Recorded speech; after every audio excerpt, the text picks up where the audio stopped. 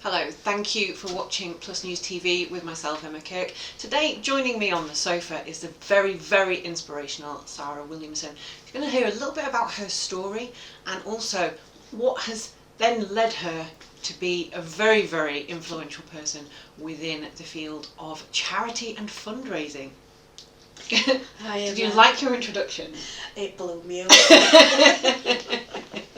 It's difficult for me to introduce you because you do so many different things. So it's difficult to succinctly introduce you, but we'll get on to that in a little bit. I want to know a little bit about your journey. What has led you to this point in time?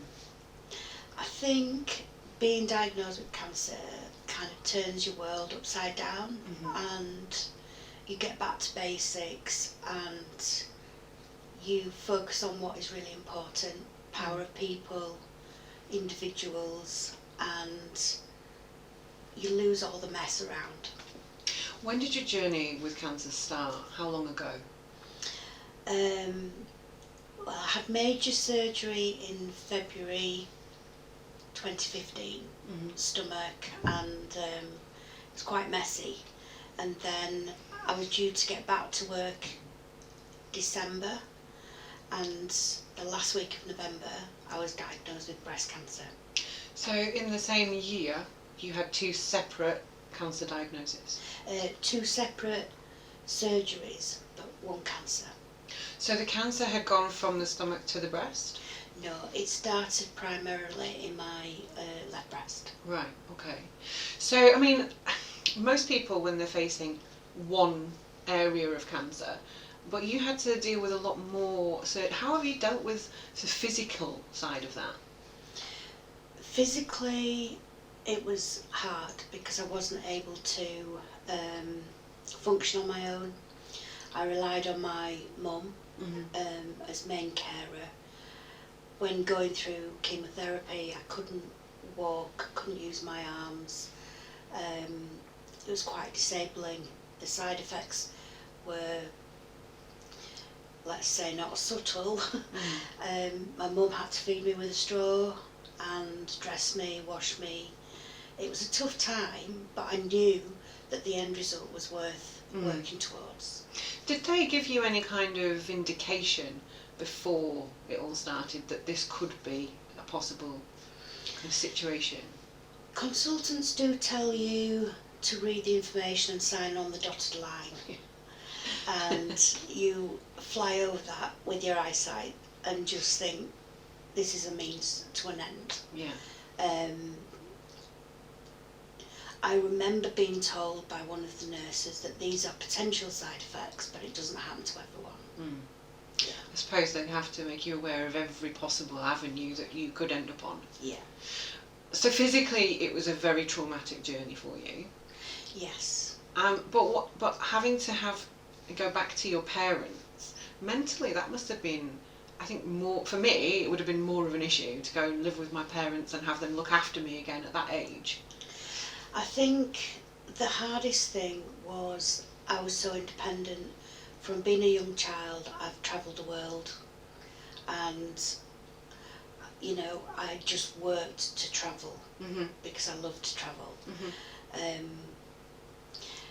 It was totally disabling in that I didn't live with my parents, but I insisted on staying at home, and my mum came twice a day to make sure I was okay, feed me and everything.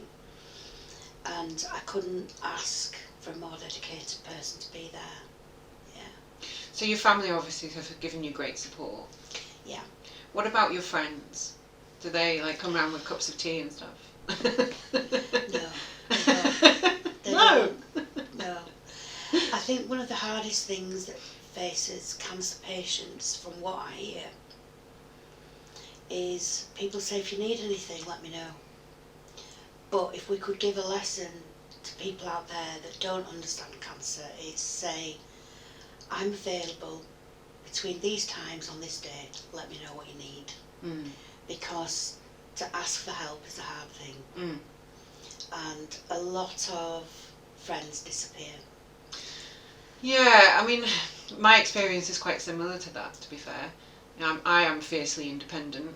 I'm not even very good at accepting help from my own husband, and he'll laugh when he watches this. But like, I think actually when I had my op, allowing him to pick up a wok and help me was, you know, that was a big thing for me, because I'd lived by myself for a long time before we met, and I'm very capable of doing things by myself. But yeah, friends I think found it more difficult to deal with, and I think because I was very strong in that as well, they found that more difficult at the same time. So because I wasn't upset and kind of fearful, I was the opposite. They expected me to have a certain reaction, and that didn't happen, so they found that quite difficult to deal with. I think when you're going through surgery or treatment, your main goal is to get to the end of it. And there's something about the power of the mind where you just tick, tick, tick, tick, let me get to that stage, then I'm going to that stage. And you can't take in the little pleasantries or the tears. Some people deal with it differently, I get it. Yeah. But for me, I was just like, next, next, next, next. And it was like running over hurdles. And when you got to that finishing line, it was like, oh my God, right, we've got the next cycle. Yeah.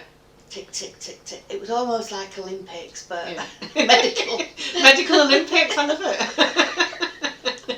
But I think that while you're going through that, like you said, you have a focus, you've got the goal, you've got the next goal, you are ticking off boxes, and sometimes when you get to the end of that goal, you have almost almost like an anticlimax, because you have no more goals. You're kind of there at the finish line. You finished your Olympics. You know, you've got the medal or whatever. But is that why you've then chosen to utilise your resources and your enthusiasm in other avenues where you're still having an impact on people we've got, you know, through that journey, but it's almost giving you another goal? I think for me, there is so much isolation when you're going through treatment. It's not about the surgery. The surgery is the quick fix, as in get rid of cancer. And I'll be honest with you, having a mastectomy was a piece of cake. But what followed was a nightmare. Yeah. Because it was life and death. I didn't expect that. It was a case of, the reality is we've removed the cancer, but you still have more treatment to mop up the rest of cancer. Yeah. I had 14 out of 17 lymph nodes affected in my arm, and I didn't expect that. I didn't expect grade 3, stage 3C, which is a smidgen off being grade 4 and your terminal. So it was your life expectancy in black and white is you've got 40% chance of living 5 years. So it's like, what can I pack into 5 years? Yeah, okay. And how can I make a difference to other people so they don't feel like I do? Yeah. I had one friend who was an absolute star. She went with me when I had the diagnosis and stayed with me online and text throughout. She was going through pregnancy in her first child, so we couldn't actually physically see each other because of the treatments I was on. And that was the be-all and end-all. It's a lifeline though, isn't it? Yeah, it's a lifeline.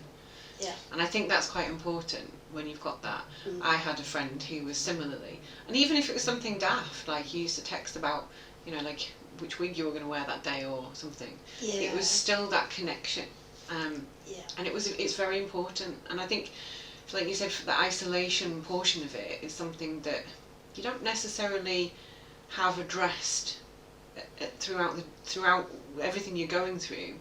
You know, you have access to Macmillan nurses and other experts, but I think you sometimes need another angle. You need some reality, because there might be nurses, but they're not connected to you personally. And everyone thinks that they have a Macmillan nurse. They don't.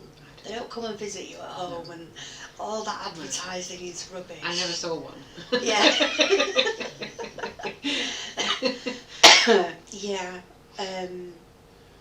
Having someone that's a friend going through the tough times is really important. A lot of your real friends disappear because they don't know what to say. Mm-hmm. They don't know how to react. A lot of them haven't faced cancer before, and suddenly you're the expert and nobody else knows nothing. And there's a big isolated wall all around you.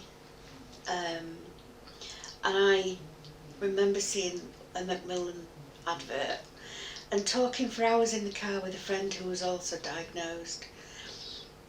That advert is rubbish. It's not like that. There's this man walking on the moon with a hospital gown on.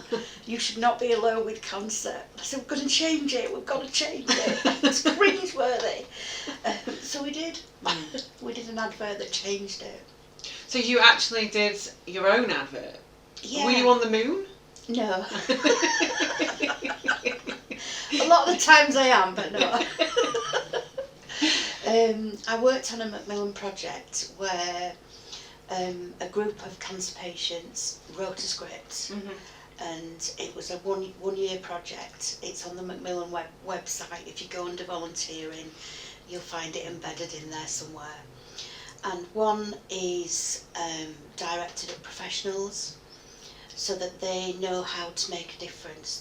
The smallest thing that they say and do can have a huge impact.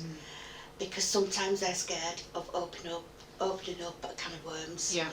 Because let's face it, there's a conveyor belt of patients to be treated, and they do an amazing job, but sometimes it can be quite medical. And the language that we use is quite important as well. And then we did another version, which was to say to patients how you can make a difference to other people that are going to be affected by cancer, whether you're a carer, a person diagnosed, or a friend. It's quite powerful, because it was, for all of us, it was quite cathartic to think that we could make a difference. And the whole idea of the project was to get people talking about cancer and not be afraid of it, and every one of us can make a difference. It was an inspiring production for me. On top of that, on top of your film debut, Wouldn't call it that. you do an awful lot of fundraising. And the groups that you're involved with do kind of try to break down the barriers of isolation. So you're bringing ladies and people together who are in a similar circumstance. I mean, that must be very useful for people to be involved in anything where they can talk to somebody on a very real basis of, this is what I'm going through, and they have more of an understanding. But I mean, I think you must have like something every day. I've never met anyone that's involved in so many different groups. I can't keep up with you. Can't keep up with himself. Tell me a little bit. Diary, I don't know what I'm doing. Well, that's good. That's useful. Tell me a little bit about some of the groups. I run the Mid Yorkshire Breast Cancer Support Group, which is in short form called MY. MY. And the point of that label is that everybody owns it. Everyone has an input into the direction of where we go. It's not about me, it's about my. And that concept is so that everyone has a voice, and we may make decisions in our care plans that don't match someone else's. Some people choose to have treatment, some people choose not to. And it's to be respectful of each choice, and to talk out the potential fors and against whatever's coming. we also, as part of that framework, have like a craft group. So women that, for instance, like myself, I lost, you lose your fingerprints when you go through chemotherapy, and touch is quite important, and being able to have the dexterity to move is paramount to everything. So we do crafts, and that keeps people moving whilst in pain or having side effects. They talk about what's going on, or they tune out, and it's kind of mindfulness through craft. Yeah. It's a different kind of therapy. Yeah, absolutely. And they feel connected being with people that understand. Yeah. They're not alone with their diagnosis or the side effects. Someone doesn't mind hearing, do you know what, I'm having a really bad day. Yeah. I feel emotional, I don't know what's going on. And someone else will say, that's okay. And they'll talk it out and support each other. We have a walking group on Sunday, and that's more of a saunter, should we say. A gentle stroll. Yes, because it's talking about what's happened in the week, and it's talking while walking. Again, working on feeling motivated to get out of bed, to meet other people, to have a purpose. Then we have a drop-in the second Thursday of every month at Pinfields Hospital, and we have guest speakers. There can be therapists. It might be that we have someone from Yorkshire Cancer Research talking about clinical trials, so people know that there's other options out there. We have lunch meetups, evening meetups, days out. So yeah, it's something in the calendar so people can dip in and out whenever they want, because some people are forced back to work quite quickly because they're disabled financially.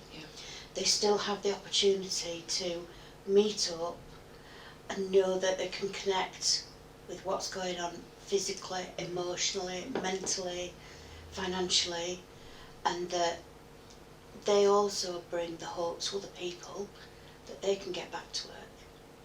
So it's a 360 degrees holistic approach, I guess. Yeah, and like and thinking of every element as well of life, you know, mental, physical, social. You need all those parts, don't you? If somebody wanted to help or get in touch, how do they do that?